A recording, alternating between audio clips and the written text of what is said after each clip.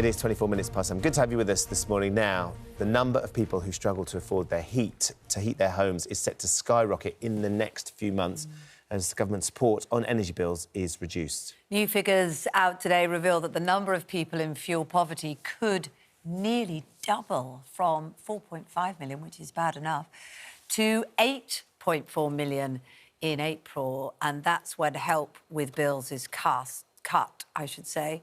Around a third of all UK households, that would mean, in fuel poverty. Now, the National Energy Action Group says this will include 5.9 million people on low incomes and 3.6 million with a disability. Yeah, their research suggests that 81% of people will ration their heating over the next 3 months. 55% are already rationing hot water and 13% are reducing their use of medical equipment. We're joined in the studio by Adam Scorer, the Chief Executive of National Energy Action, and Bill Bullen, the CEO of Utilita Energy. Should we come to you first of all, if we can, Bill? I know that you're worried about the predicament people are in, but to many watching, you're also part of the problem because they pay bills to you. What can be done? Well, first of all, I'd just like to appreciate the work that Adam and the NEA are doing on shining a light on this problem. It's a terrible indictment that we have people in this condition in this country. Fuel poverty, though, is driven by 3 factors. First of all, the price of energy. Secondly, the level of consumption. And thirdly, and most importantly right now, it's about incomes. And we all know that the rate of inflation is rising, but the rate of inflation for lower income households is rising much faster, has risen much faster than the average, because prices in basic commodities are going up. That's food, energy. So we need to do something about incomes for pensioners, for people on benefits, and for people on minimum wage. The next point on price, by supplying energy to our customers at the price cap that Ofgem sets, we are losing something like 1% per annum loss. So we're losing money selling energy to people. That's a really difficult situation to put an energy supplier in. But the third point, and this is the really critical one as well for me, is it's about the level of consumption. So what we do mostly is really advising our customers on how to cut back on their energy consumption, but also investing in people's homes through government schemes like the Eco Scheme, which is having a definite positive effect on reducing the level of consumption in lower income homes because it is targeted into that bracket. And we are already seeing some of the effects that, Adam was highlighting in that report. I mean, something like a 15% reduction. We've had a relatively mild winter so far, but we're already seeing, even after allowing for that, about a 15% reduction in the use of gas and electricity. And that's because people are cutting back on usage. It may be because they've, done some sensible energy efficiency work or energy conservation work in their homes, or just stopping waste. But it may also, of course, be because they're cutting back and they're actually having a detriment as a consequence of, and that's not a good thing. No, not at all. Bill, there is, of course, and it sounds like you are trying to do what you can to help and understand the scenario people are in, but I'm sure you are aware of the Ofgem report that came out last week that ruled against a number of the suppliers, including your company, saying that you're failing some of the most vulnerable customers. The regulator accused the energy companies of poor practices, including setting debt repayment levels for pay-as-you-go customers so high they are forced to self-disconnect. Well, that last point is, I don't think that is something that was aimed at us. Certainly not something that we do. We do everything we can to help customers. But I think at some point, Ofgem has got to learn to join up the dots in its own policies, because as I was trying to explain earlier on, we're losing money selling prepay energy. So, and all the time what we're seeing from Ofgem is them constantly raising the bar of all the additional services and help that we're supposed to give to customers. And there's got to come a point where we have to say, guys, what can we do? What more do you honestly expect us to do, given that you've already given us mission impossible? So we do everything we can to help our customers. And as I say, the key thing we're focused on as a business, always have focused on actually, is to help people cut their consumption, because that's the one thing that it will people can take control of it. People and it's it lasts as well. It's not just a price effect that may be reversed the next year. So helping people to reduce consumption is absolutely vital. OK. I mean, just before we go to Adam, a couple of other points that were raised. And you may well say that it doesn't relate particularly because there was a group of 17 utility companies in there. Other poor practice were failing to read the meters of customers who couldn't do so themselves. Are you very conscious to get your people out? Because that's really critical, isn't it?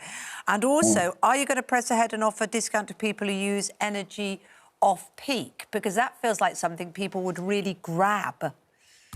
Yep. Well, so on both of those points, first of all, utility is way ahead of the market in terms of installing smart meters. So 90% of our customers have smart meters. So that means that, a far higher proportion of our meters get read every day, in fact.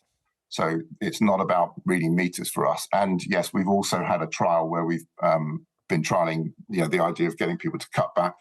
And we've had a really positive feedback from the customers involved. I know, some of the media reports haven't been that great, but certainly for our customers, it's been really positive, and it's definitely something we're going to go with in the future. OK, that sounds hopefully a little bit of positivity for them. Adam's here in the studio, who is the Chief Executive of National Energy Action. Adam, we are overwhelmed with concerned viewers who don't know how they're going to pay their bills. They don't know how they're going to get through this winter, let alone next winter and the whole of next year. What Bill's saying there is you need to help people reduce their consumption. What can we do? Where do people go? How do they try and find their way through the struggles they've got? Well, look, this is a wicked problem. There are so many people caught up with the challenge of trying to afford their bills. And there's a number of things that need to happen. The first is that for those on the lowest incomes, this is a crisis. This is a crisis where nothing else is going to help other than targeted financial support from government rather than from suppliers. That's the first thing. It has to happen more this winter. It's going to have to happen next winter. Bill's referring to some of the provisions of suppliers. Well, look, we need to reset market regulation so that it's designed to provide the greatest protection to the most vulnerable households. We've had too long it's set about the intensity of competition. And thirdly, we need to have energy efficiency, but build fuel poverty out of our homes. In the short term, I would say that people have the first port of call is for people to go to their supplier. If they're in debt, if they're in fear of debt, to talk to them, be honest about what you're able to pay, make sure you're getting all the support that's available from your supplier, from government, from local charities. But at the end of the day, we're talking about damage limitation. There are very few little fixes that are going to get people through this problem. We need concerted, targeted support from government and from suppliers to give people the fighting chance of getting through the winter, but getting through the winter in a warm and safe home. I mean, that means money, though, doesn't it? It means money from the government, and it means, even less profit, even sort of tighter margins for the providers and suppliers. Bill's saying they're making a loss already, And they're making a loss already. So where's that money going to come from? We're looking at a situation where we've got a strike every day between now and Christmas because people in vital services that help all our lives are going on strike for pay. We've got the NHS and everything else. It's hard to imagine what that is. Is there anything that the government could do that's almost affordable? Well, I mean, targeting financial support is the most important thing. The breadth of this is so enormous that the idea that you're going to cover everybody's energy bills is just not going to be affordable. So they need to be methodical about going through who's in greatest risk, which households are at the greatest jeopardy, and making sure they have sufficient financial support. Yes, it costs money. And I don't want to the consequences cost money as well. But these new figures this morning are showing these are not people that are on the lowest incomes that are going into there's two things poverty. about it. The first is the numbers. The 8.4 million households from April having to spend 10% of their income to afford a decent level. The numbers are huge, but the depth of it, for those in the most lowest incomes, in the most jeopardy, is extraordinary, and that's life-changing and it's life-limiting. So the idea that we haven't got enough money to stop the epidemic of cold winter death and cold winter ill health is just wrong-headed. Government are going to have to do it. Okay. It's about having the plans to do it most appropriately. One last answer for you then, Bill. What would be your priority for the government in terms of trying to have the biggest impact? Is it that targeted support that Adam's just suggesting for people? Absolutely, because we can't, as Adam's just said, we can't possibly afford to bail everyone out. And the cost of not doing it are also really significant. The health costs of not ensuring that people are living in an adequately warm home are really significant. So you can't dodge this. But, you know, I'm going to say again, energy efficiency in the long run has got to be the way out of it. This country has currently got the worst balance of payments it's had as a percentage of GDP since the Second World War. That's how much money is going out of the country because we're importing all of this gas that's really expensive. We've got to cut that down, not only to help the cost of living, but also to help with the planet, the environment as well. We just had a message in. We had a few of our viewers, and obviously, Bill, when you come on and you are the chief executive of a company, they're going to sort of see you and they're going to have questions for you specifically. And I know you can't talk about specific cases, but Sean said, you say 90% of your customers have smart meters. I have two, one for gas, one for electric. But because they're not compatible with each other, they don't work. They've tried to phone and message Utilita, and quite a few people are saying, please, can you ask Utilita to answer their phones? We're getting nowhere. This, you know, we're going to repeat again, we're being asked to run at a loss by Ofgem. So, you know, there's a limit to what we can do. And it's really frustrating for me because I know there are customers out there that can't get through to us, but we literally can't afford to employ any more people. I mean, that's the reality of it. So you can't afford the people to answer the phones to the customers? Exactly. How can we carry on making a loss all the time? That we're a commercial organisation, and you know, if we don't at some point get back to being break even, you know, we go out of business, and that's not going to help anybody because Utilita has been really innovative. Our smart prepaid product has moved, you know, a long way the life experiences of people on prepay. So, you know, I really think that the market is better if Utilita's in it, but at the same time, we've just got to be realistic about what we can do. And, you know, this does come down to Ofgem joining up the dots in its own policies.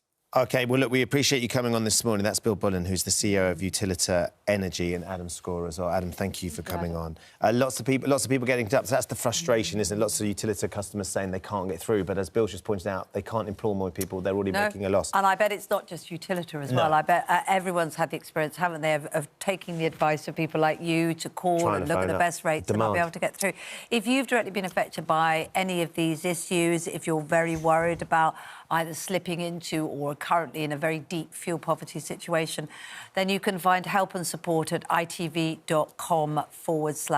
And there is a big difference, because I think, Adam, a few people are getting confused as to why Bill's saying they are making a loss. Victoria says that. They've made £8 billion profit. There's a difference, isn't there, between the people that produce the energy... The generators. The generators of the energy and the people who supply it. Yes, the gas producers and the generators, the upstream is where the money is, suppliers. They are having a bit of a struggle to make a margin. That doesn't really mean much when you're a household at home struggling to pay for it.